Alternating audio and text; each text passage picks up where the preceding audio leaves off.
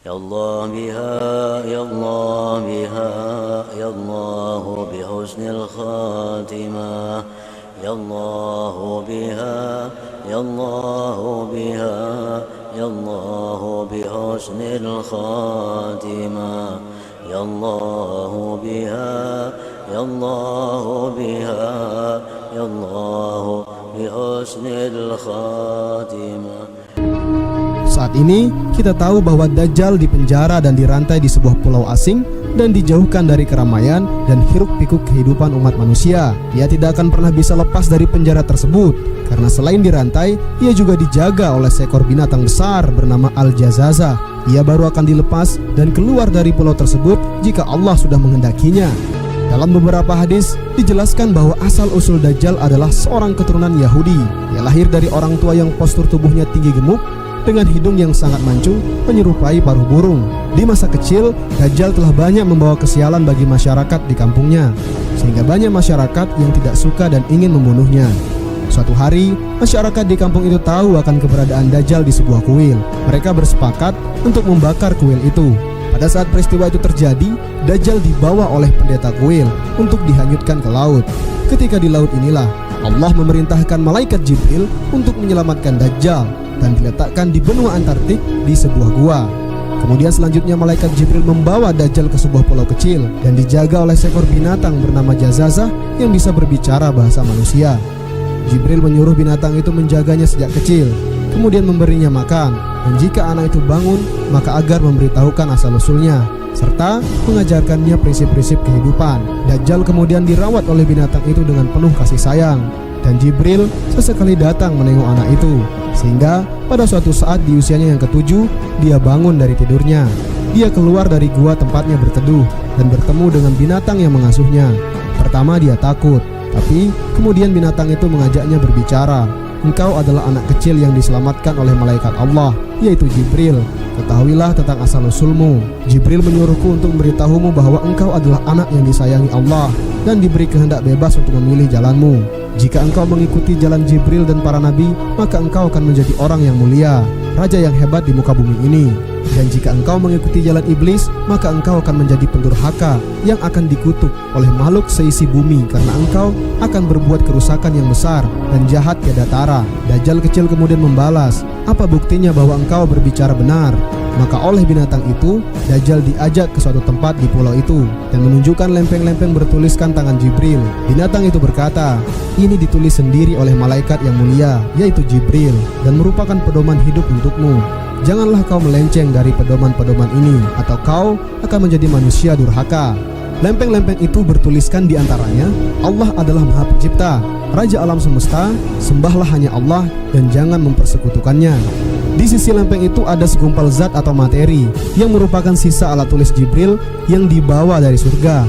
Dajjal kecil memegang zat itu dengan tangannya, kemudian dipermainkannya, dan ia menemukan bahwa zat itu sangat ajaib karena bisa menghidupkan kembali hewan yang sudah mati. Zat inilah yang kelak akan digunakan Dajjal sehingga bisa menghidupkan makhluk yang sudah mati.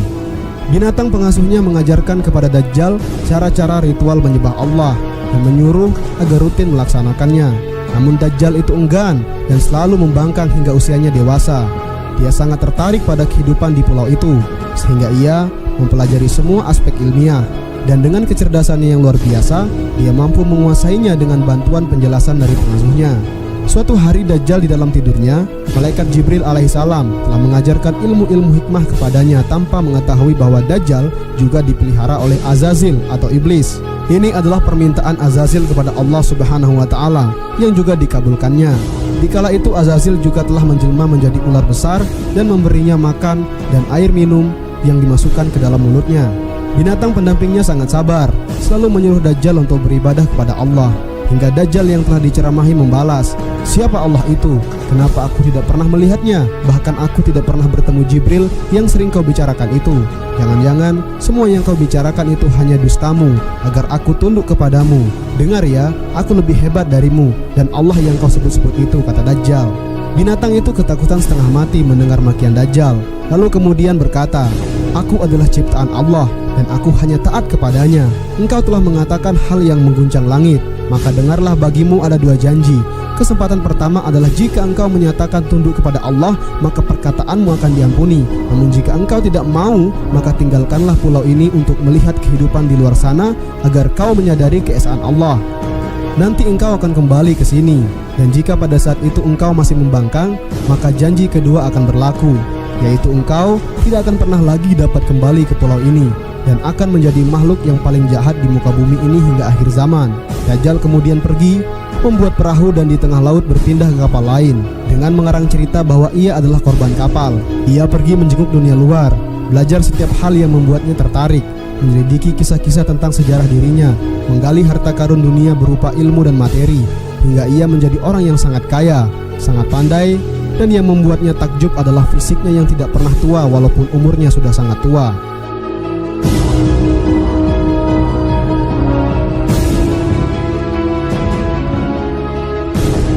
Negeri pertama yang disinggahi Dajjal pada usianya yang ke-20 adalah Yaman. Di sana ia belajar berbagai hal baru setiap hari dan dapat memahami makna kehidupan dan makhluk hidup dengan sangat cepat. Seolah-olah ia memiliki kecerdasan dan kemampuan 100 kali lipat manusia lainnya. Setiap orang yang mengenalnya merasa kagum pada kekuatan, kemampuannya yang besar, dan keajaiban dalam kecepatannya berpikir.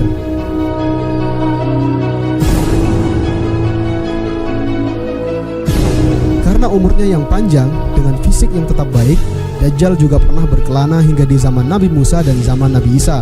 Setelah berkelana ke berbagai tempat, akhirnya Dajjal pulang kembali ke tempat ia diasuh dulu.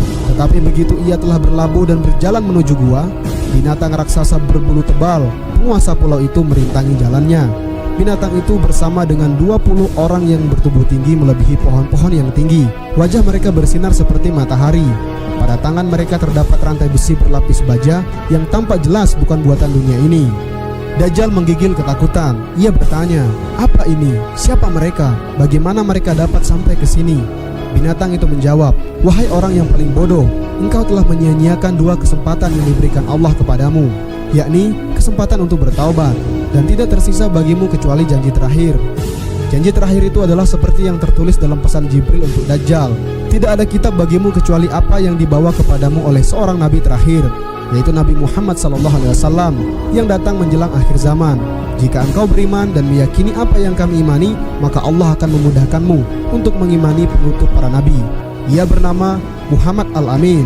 Ia akan lahir sebagai nabi dan rasul di tengah-tengah kaum yang buta huruf. Ia berhijrah ke tempat yang banyak ditumbuhi pohon kurma dan yang banyak mata air dan sumur tawarnya dengan tanah subur.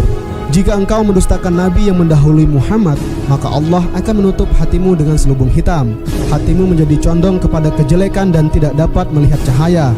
Akalmu hanya akan melihat dirimu sendiri saja, seperti iblis si terkutuk, dan engkau pun akan menjadi teman akrabnya.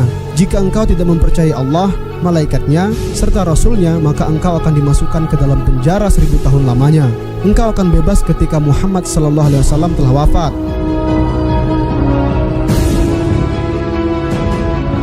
Ketika siuman dari pingsannya, Dajjal mendapati dirinya telah berada dalam gua, sementara binatang itu ada di depannya. Kedua tangan dan kakinya terbelenggu dengan rantai yang sangat panjang. Dajjal diliputi ketakutan yang tidak pernah dirasakannya. Ia belum pernah melihat belenggu seperti ini, bahkan dalam penjara Fir'aun dan kerajaan lainnya yang pernah dikunjunginya. Binatang itu berkata, "Engkau adalah Dajjal akhir zaman, raja kejahatan masa depan yang dikutuk oleh seluruh penghuni langit dan bumi. Engkau telah dianugerahi kekuatan dan kecerdasan oleh Allah, juga diberikan kebebasan untuk memilih jalanmu. Tetapi inilah yang telah kamu pilih. Sekarang engkau berada pada zaman penutup para nabi, kekasih Allah Muhammad SAW. Ia telah lahir beberapa hari yang lalu ketika engkau berada di tengah lautan. Engkau berada di penghujung akhir zaman di bumi. Janji Allah telah datang pada masanya.